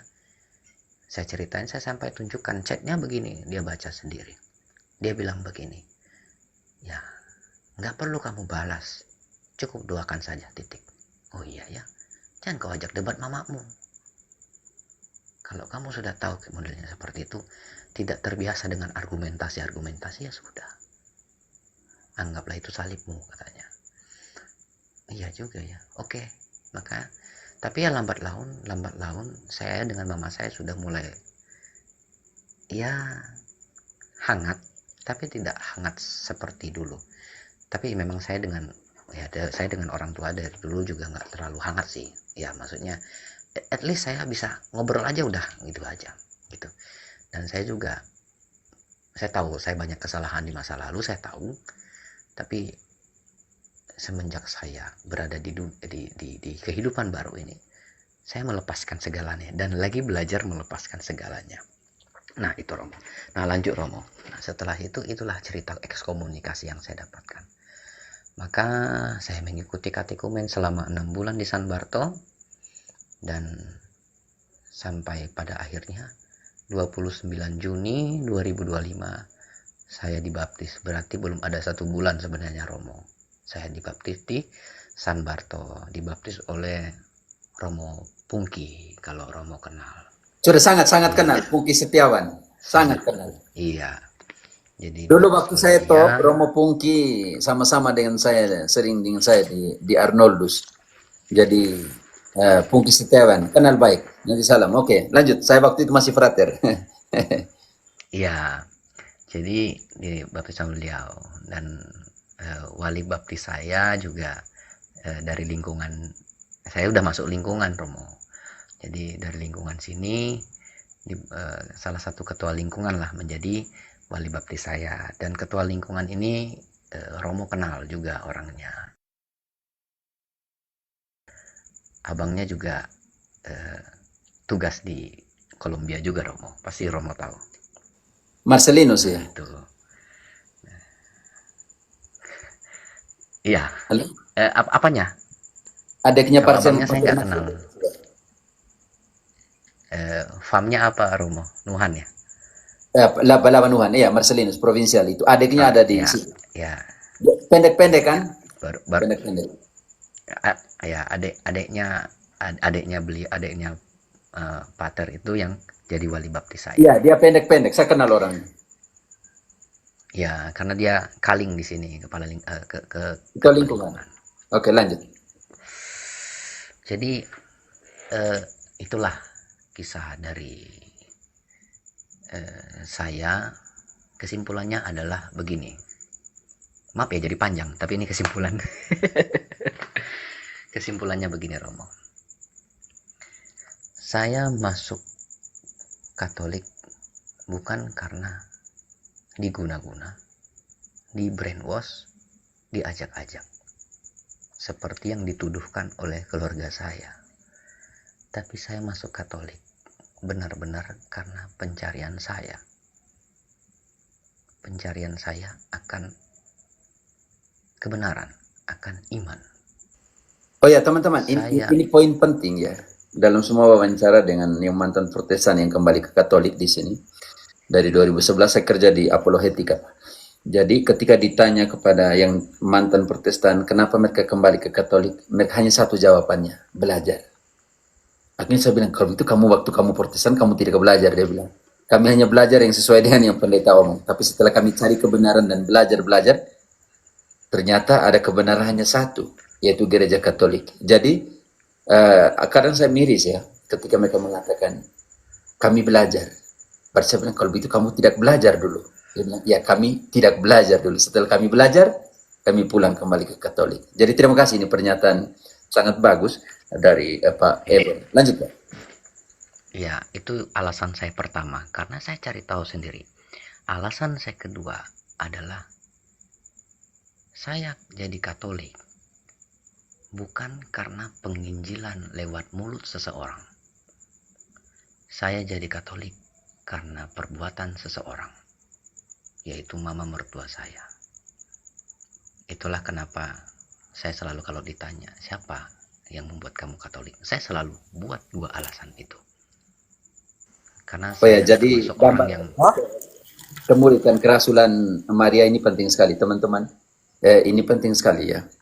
Eh, eh, Bayangkan sapaan Maria kepada Elizabeth itu yang memenuhi Elizabeth dengan Roh Kudus dan anak yang ada di dalam rahimnya melonjak kegirangan.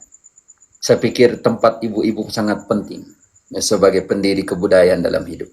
Jadi teman-teman, kesaksian nyata dari Pak Ebon ini penting sekali, dan saya ingat selalu kata-kata Santo Yosef Rainademets. Santo Yohanes Rainademets, misionaris pertama SWD yang dikirim ke Santung Selatan, Cina Selatan. Dia hanya omong begini, satu kata yang semua orang bisa mengerti, yaitu hanya satu bahasa yang semua orang mengerti, yaitu bahasa cinta. Jadi dua hal tadi, mulai dengan perbuatan kasih cinta dan gambaran yang dipancarkan, cermin kasih yang dipancarkan oleh ibu mertua. Mengingatkan kembali kata Paulus kepada Timoteus, iman ibumu yang sekarang juga ada padamu. Wow. Oke, di mana kita melihat keibuan di dalam evangelisasi. Silakan Pak Evan. Iya, jadi karena saya melihat bahwa walaupun saya waktu itu masih di Protestan, saya sangat suka dengan ayat ini. Kita ini adalah surat-surat Kristus. Itu saya masih ingat, tapi saya nggak tahu di mana ayatnya. Saya pikir iya ya, kita mau di jalan, mau di bis kek, mau di apa kek, mau di mana kek, kita adalah surat berjalan. Apa surat berjalan? Apa perangai kita, apa kelakuan kita? Itu yang sebenarnya dari dulu saya sudah haus akan itu, tapi saya nggak bisa temukan dimanapun di gereja saya sebelumnya itu loh. Jadi Oh ya Pak, tadi ayat yang Pak minta 2 Korintus 3 ayat 23. Kita adalah surat Kristus. 2 Korintus 3 ayat 23. 2 Korintus 3 2 ayat Korintus 23. 3 ayat 2 sampai 3 ya. Ya benar. Tolong dibaca Pak. Ya, ayat Yang Pak tadi. ayat 3 ayat 2 sampai 3. Oke, saya baca ya. 2 Korintus. Oke. Kamu adalah surat pujian kami yang tertulis dalam hati kami dan yang dikenal dan yang dapat dibaca oleh semua orang. karena telah ternyata bahwa kamu adalah surat Kristus yang ditulis oleh pelayanan kami. Ditulis bukan dengan tinta, tetapi dengan roh dari Allah yang hidup, bukan pada loh-loh batu, melainkan pada loh-loh daging, yaitu di dalam hati manusia. Oke, Pak nanti lanjut di bab 3 ayat 5 dan 6. Kami adalah pelayan dari perjanjian yang baru. Masih di bab yang sama, Ya, Pak? yang sama, yang sama. Tapi Oke. 5 dan 6. Ayat 5 6. Oke. Dengan diri kami sendiri, kami tidak Kami sanggup tidak mampu. tidak sanggup, tidak mampu untuk memperhitungkan sesuatu seolah-olah pekerjaan kami sendiri. Tidak. Kesanggupan kami adalah pekerjaan Allah. Ialah membuat kami juga sanggup menjadi pelayan-pelayan dari suatu perjanjian baru yang tidak terdiri dari hukum yang tertulis, tetapi dari roh, sebab hukum yang tertulis mematikan, tetapi roh menghidupkan. Oke, kelanjutan dari ayat tadi 2 dan 3. Oke, saya selalu ingat ketika jadi koordinator relawan di gempa Aceh dan sekitarnya, dan kami 8 orang frater, saya tingkat 4 waktu itu di Ledelero 2005, 2006, 2004, 2005 maaf.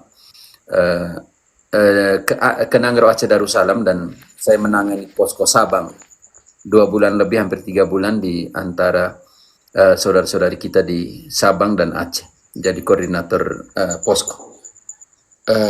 Hari terakhir sebelum kami kembali ke Flores, di posko Aceh, mahasiswa-mahasiswi Nangro Aceh Darussalam Banda Aceh mendekati kami, dan waktu saya jadi koordinator lebih tua waktu itu, dan mereka bilang, kamu Katolik, kalian Katolik ya? Kaget semua kan, 99%. Walaupun ada satu paroki Fransiskan kalau tidak di sana, yang ada di dekat sungai di sini di Aceh, di samping jembatan ada gereja Katolik. Waktu itu paternya orang Italia kalau tidak salah. Tetapi kami di posko jauh dari paroki. Lalu malam perpisahan dengan mahasiswa-mahasiswi Yerusalem, satu tanya, kalian Katolik ya? Kami senyum, dia bilang, saya langsung jawab, ya kami Katolik. Orang Katolik baik-baik ya, padahal kami tidak pernah mengatakan bahwa kami Katolik. Jadi yang tadi kamu adalah surat Kristus yang ditulis bukan dengan tinta, melainkan dengan roh. Yang orang lihat saja kalian, orang lihat Kristus. Karena itu ada satu puisi, refleksi yang sangat indah. Kristus tidak punya mata lagi. Mata Kristus adalah perpanjangan mata kita adalah perpanjangan mata Kristus untuk melihat mereka yang menderita dan semua. Tangan Kristus tidak punya tangan lagi. Tangan kita adalah perpanjangan tangan Kristus supaya bisa membantu mereka yang jauh. Kristus tidak punya kaki lagi. Kaki kita adalah kaki Kristus untuk mencari mereka yang tersesat. Kristus tidak punya hati lagi karena hati kita adalah hati Kristus untuk mencintai seperti Dia. Dan yang terakhir dari refleksi itu dikatakan begini, Kristus tidak punya kitab suci lagi. Kaget juga refleksi itu. Kenapa? Karena apa yang kita katakan, apa yang kita lakukan adalah Injil yang ditulis di dalam hidup. Karena itu tadi Paulus bilang sangat jelas, refleksi ini sebenarnya dari refleksinya Paulus yang dijadikan sebuah puisi. Kita adalah suratnya Kristus yang bukan ditulis dengan tinta, tetapi ditulis di dalam pelayanan dengan roh. Oke. Ya, Seperti ya, Rom. Ya, jadi ini satu ada terakhir ya, Romo ya. Jadi ini sebenarnya kisah dari istri saya. Istri sudah tidur ya, Iya. Pak? Istri udah tidur ya? Sebenarnya dia belum tidur, tapi dia orangnya pemalu, jadi Oh biarlah iya, saya yang ini. Oke. Iya, Pasti Jawa nih, tapi Bu. Istri Jawa nih pasti ya. iya, nah karena itu Oke, mantap. dari tadi dia Ya, keluar, silakan, Pak. ya, saya bilang Oke, saya Mak. lagi ini. Lanjut Nah, aja. jadi ini momennya waktu komuni pertama. Jadi ketika sudah baptis, krisma, konvalidatio dulu deh, baru komuni pertama. karena kan kami udah menikah. Nah, komuni pertama istri saya di depan, saya di belakang, dan diikuti ke katekumen yang lain kan gitu. Nah, ketika biasanya kan Romo Maaf kalau Pak Ebon, jadi sakramen pembaruan pembaptisan, komuni pertama, inisiasi, sih, ya, konvalidasi dari pembaptisan dan perkawinan langsung. Berarti ada 3 sakramen di situ ya. tiga sakramen, Iya, ya tiga di sampai situ, perkawinan. karena Jadi baptis, ya karena konsolidasi baptis, komuni pertama dan nikah. Oke, lanjut. ya karena apa forma pembaptisan yang di surat baptis kami itu tidak sah. Ya, itulah biasa kalau dari karismatik begitu, ditambah-tambah lah itu.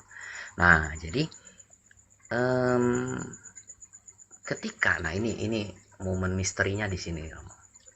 Istri saya kan lebih dahulu menerima komuni dari saya. Ketika Romo biasa mengucapkan kalau komuni dua rupa, tubuh dan darah Kristus, maka selayaknya si orang yang sudah dibaptis itu mengatakan amin, kan begitu Romo. Namun ketika Romo Pungki waktu itu, Romo Pungki mengucapkan tubuh dan darah Kristus, istri saya tidak mengucapkan amin. Ini ceritanya disampaikan ke saya ya. Dia tidak mengucapkan amin. Kenapa? Karena ketika dia melihat dua buah, maaf kalau saya salah, piala atau apa itu, piala yang satu hosti, satu apa, anggur, dia tertegun melihat anggur itu. Makanya dia seperti kayak terhipnotis. Jadi kata dia melihat anggur itu. Jadi ginilah. Jadi setelah dia menerima itu, kami duduk, kan biasa duduk berlutut doa, habis itu udah duduk, udah selesai apa komuni, di orang katekumenan lain masih giliran. Istri saya nyolek saya, dia bilang begini, papi, tadi anggurnya berlendir nggak? Kata dia begitu. Hah? Enggak, bening kok. Orang tadi ada sampai kelihatan kok dasarnya yang bentuk yang emas itu kelihatan. Saya bilang, oh gitu ya katanya. Kok aku berlendir, kata dia. Waduh, saya bilang begini. Semacam gumpalan Itu, darah ya. ya, Yang, iya. ya. Berlendir dan kental. Sorry, saya belum selesai. Ya, Ya, berlendir dan semacam kental. darah yang kalau jatuh itu dia mengental gitu. Oke. Itulah kenapa dia tertegun. Jadi nggak sempat ngomong amin kan gitu. Nah, gitu sampai dia ini gitu. Kalau saya enggak, saya mah biasa aja enggak. Nah, lalu saya bilang gini sama dia. Ya, saya bilang gini, ya bersyukurlah kamu, saya bilang. Kamu bisa dapat lihat hal seperti itu. Dan memang sudah sepantasnya. Karena kita dalam Katolik, kita sudah Katolik sekarang. Saya bisik-bisik kan gitu. Di gereja kan hosti itu sudah menjadi tubuh dan negara Kristus, sudah tertransubstansiasi. Saya bilang begitu. Dia bilang, iya gitu. Nanti kita akan seterusnya seperti itu nggak, jarang-jarang ini. Kadang kita hanya dapat hosti aja. Kalau untuk dapat dua rupa gini ada momen tertentu, misalnya kita ke tempat ini biasanya ada gitu momen tertentu. Oh gitu. Ya udah selesai. Pulanglah kami. Oh ya, mama mertua saya kan ikut nonton, bukan nonton apa, menyaksikan. Dan bapak mertua Ikut misa, jangan ikut nonton lagi. ikut Ikut misanya, oke. bukan menonton apa, mengikuti, Ekaristi, ya oke. mengikuti sakramen itulah. Ya, ya. Kan saya sudah ajak, ini kan momen sakral, datanglah mah. Oh ya, datang kami dari Jogja lah mereka datang. Nah, pas lagi di mobil saya nyetir pulang ke rumah ke Cibitung ya. Kan saya sudah tinggal di Cibitung ceritanya Romo. Nah, rupanya istri nyari-nyari, dia ceritalah juga di mobil itu. Dia nyari-nyari di Google, dia tunjukkan kayak begini, kata dia, kayak begini.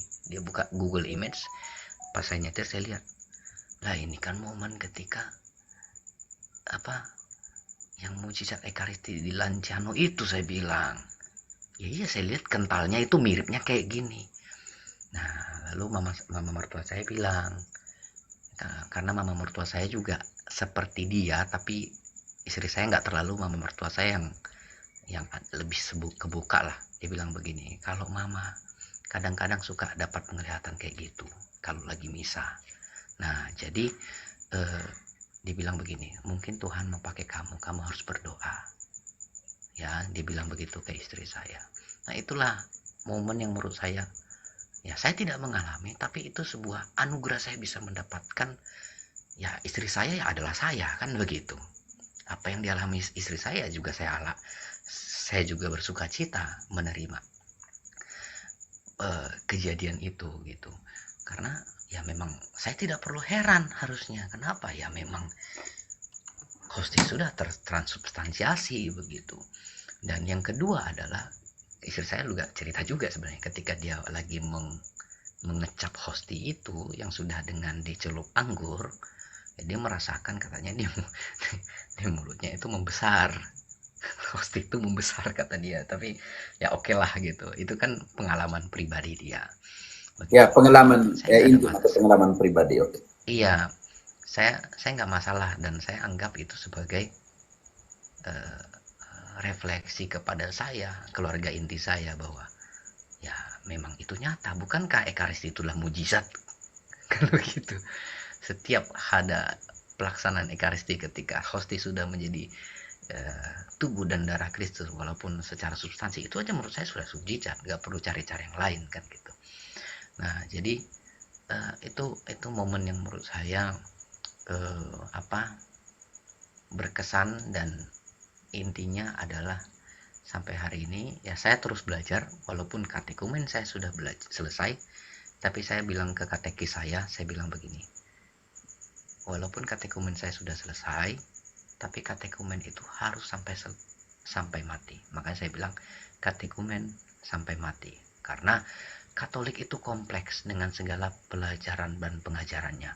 Belum lagi KGK aja sudah setebal itu, belum lagi KHK, belum lagi Lumen Gentium, belum lagi Ad Gentes, belum lagi yang lain. Artinya begini, kalau saya punya kemauan dan punya waktu, saya sangat pingin mempelajari itu. Tapi artinya, apakah mungkin itu dipelajari dalam setahun awam seperti saya? Saya tidak mungkin. Artinya apa? Ya mungkin saya sampai akhir hidup saya akan terus berkatekumen, saya akan terus belajar. Tapi saya percaya bahwa saya sudah berada di naungan yang tepat, saya sudah berada di gereja yang tepat. Saya pikir begitu, di gereja yang didirikan oleh Tuhan Yesus Kristus. Yang membuat saya tertegun adalah begini, Romo. Kerajaan dari dulu sampai sekarang berdiri lalu hancur. Ideologi berdiri hancur. Romawi dulu menyiksa kita orang Kristen, akhirnya sekarang kemana? Belangnya tidak ada. Agama-agama lain, negara lain, tidak ada yang bisa sebertahan 2000 tahun seperti institusi gereja Katolik. Menurut saya ini benar-benar nyata bahwa ayat di dalam Alkitab bahwa alam maut pun tidak akan menguasainya. Itu sangat saya hayati di dalam pikiran saya. Seperti itu Romo, kisah saya. Boleh Romo tanggapi, tapi sebelum saya akhiri, itu kebetulan ada salah satu umat dari lingkungan saya juga lagi ada naik di Komal, itu juga salah satu saksi hidup saya, yaitu Bapak Komentar Awam itu. Kita satu lingkungan, jadi dia tahu bagaimana kisah saya juga. Seperti itu. Terima kasih Romo. Ya, oke. Terima kasih. Nah, sekarang kita ada berapa orang yang harus kita sapa nih, Komentar Awam,